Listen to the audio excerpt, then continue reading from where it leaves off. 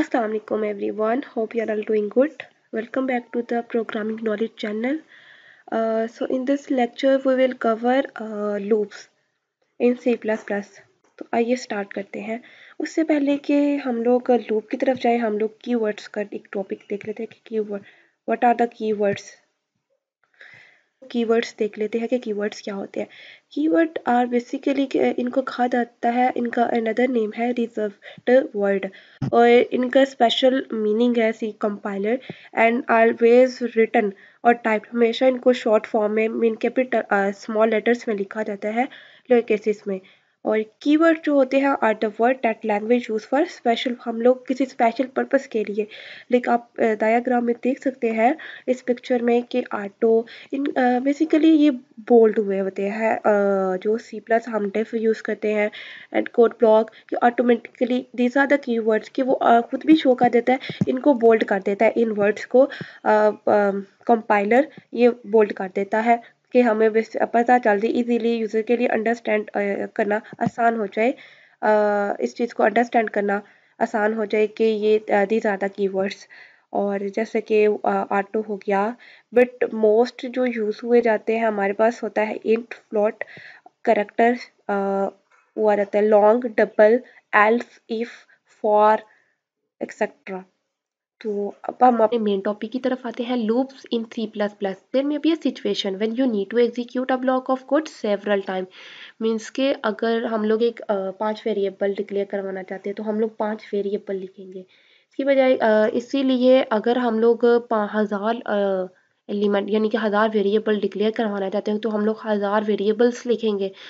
तो इसकी आसानी के लिए लूप्स यूज़ किए जाते हैं। लूप्स का कॉन्सेप्ट आया कि लूप्स हम लोग एक इजीली यानी कि हम लोग 10,000 1 लाख जितने मर्जी वेरिएबल एक लूप में हम लोग इजीली डिस्प्ले करवा सकते हैं, यूज़र से ले सकते हैं। या Programming language provide various control structure that allow for complicated execution part. A loop statement allows you to execute a statement or group of statement multiple times, and the following is a general form of loop statement in the most programming language.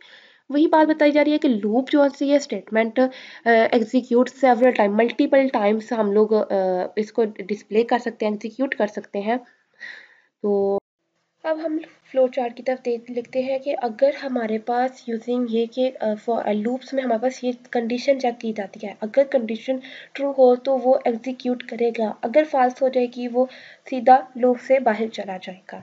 ये है इस flow chart में बताया गया हुआ कि अगर condition true हो जाती है वो इस चीज़ को एग्जीक्यूट करेगा और फिर कंडीशन चेक करेगा, अगर ट्रू होती है फिर वो कंडीशन की तरफ जाएगी।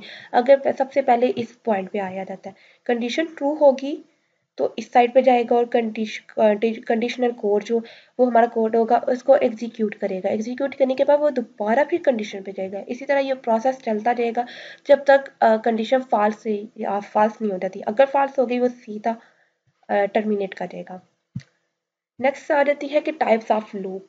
Types there 3 types of loops, while loop, do while loop and for loop.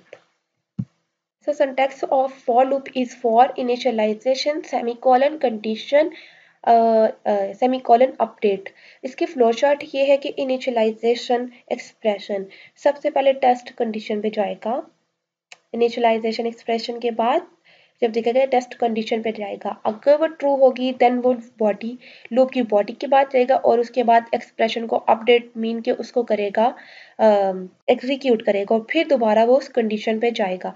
फिर देन चलता जाएगा, ये प्रोसेस चलता जाएगा। जब कंडीशन यहाँ पे अगर फॉल्स हो जाती है तो वो सीधा लूप से बाहर जाके टर्मिनेट कर जाएगा। एक प्रोग्राम में दिया गया है कि इसमें क्या है, सबसे पहले एक लूप यू, सबसे पहले इधर आएगा loop you, int I is equal to 0 1 I, फिर उसके बाद कंडीशन चेक होगी, I 1 is less than is equal to 5, condition true, उसके बाद इंक्रीमेंट होगा प्लस प्लस। अब इंक्रीमेंट 2 टाइप के होते हैं, एक होता है आई प्लस प्लस, एक होता है प्लस आई, मीन्स के प्रीफिक्स और पोस्टफिक्स इंक्रीमेंट। उसके बाद मीन्स के जो हमारे पास इधर जो पहले प्रीफिक्स मीन्स ये हमारे पास है प्रीफिक्स मीन्स पहले इंक्रीमेंट होगा उसके बाद आई की वैल्यू डिस्प्ले की जाएगी। तो ये कंडीशन ट्रू हुई तो वो नीचे स्टेटमेंट पे जाएगा और वो प्रिंट कर देगा हेलो वर्ल्ड। ठीक है, उसके बाद फिर से वो जाएगा। अब आई की वैल्यू क्या हो गई है, 2 हो गई है। फिर वो आई इज लेस देन, फिर कंडीशन ट्रू होगी, फिर इंक्रीमेंट होगा एंड देन फिर वो हेलो वर्ड की लाइन प्रिंट कर देगा और नेक्स्ट लाइन में मीन एंड एल मीन्स के वो नेक्स्ट लाइन में चला जाएगा। फिर से वो दोबारा चेक होगी और ट्रू होगी कंडीशन, अब 3 हो गई है। फिर कंडीशन ट्रू हो गई 5, 3 हेलो वर्ड प्रिंट कर दिया। उसके बाद फिर से दोबारा जाएगा, अब आई की वैल्यू 4 हो गई है, 4 ट्रू है और इंक्रीमेंट होगा और हेलो वर्ड प्रिंट कर देगा। उसके बाद फिर से वो जाएगा दोबारा से, अब आई की वैल्यू 5 हो गई है, 5 इज लेस देन और equal to, is equal to means कि कोई ये कंडीशन अगर ट्रू हो जाती है तो डेट अगर एक भी चीज़ ठीक हो जाती है तो डेट्स करेक्ट कि वो अब 5 is less than is equal to 5 और इंक्रीमेंट होगा और इधर हेलो वर्ड प्रिंट कर देगा। अब आई की वैल्यू क्या हो गई है, 6, 6 is less than equal to 5। ये कंडीशन ट्रू है या फॉल्स, अब फॉल्स यहाँ पे कंडीशन हो गई है तो वो सीधा टर्मिनेट कर देगा, बस ये 5 लाइन हेलो वर्ड्स की वो प्रिंट कर देगा। सो अब हम लोग नेक्स्ट स्लाइड में जाते हैं। हम लोग देखेंगे nested loop. A loop with in another loop is called nested loop. Means कि एक लूप के अंदर एक और लूप चल रहा है, यो फॉर लूप, तो उसको नेस्टेड मीन फॉर लूप हम लोग कर रहे हैं तो उसमें फॉर लूप के अंदर एक और लूप आएगी तो उसको हम लोग नेस्टेड लूप कहेंगे। देन हम लोग एक एग्जांपल देख लेते हैं।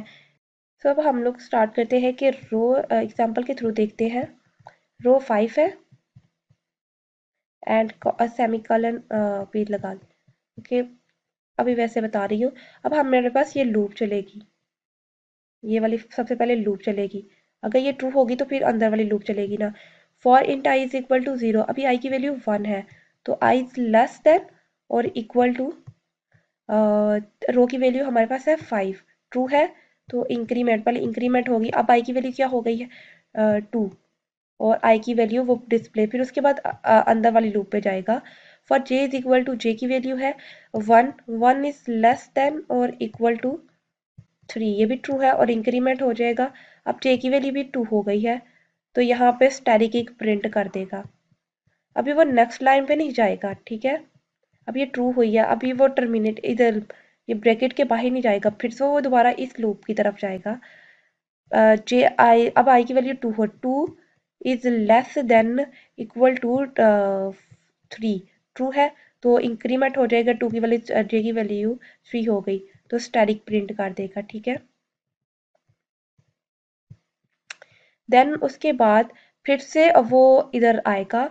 अब ए 3 की उसकी वैल्यू क्या हो गई है 3, 3 तो 3 इज लेस देन और इधर दे लिख लेते हैं 3 इज लेस देन और इक्वल टू 3। थोड़ा गंदा लग रहा है लेकिन चले। 3 की वैल्यू है j is less than 3 is equal to increment, true हो गई है कंडीशन तो इंक्रीमेंट होगा। अब इसकी वैल्यू 4 हो गई है और ये स्टैटिक प्रिंट कर देगा इधर। एक मिनट मैं ना इसको ना इन स्टैटिक्स को मैं किसी और कलर से डिस्प्ले या आप लोग इजीली इस चीज़ को समझ जाओ। सबसे पहले एक स्टैटिक प्रिंट हुआ, उसके बाद एक और स्टैटिक प्रिंट हुआ। थोड़ा गंदा कर रही हूँ लेकिन होप सो कि आप लोग समझ आ रही है, आप लोग कौन सा आप लोग समझो।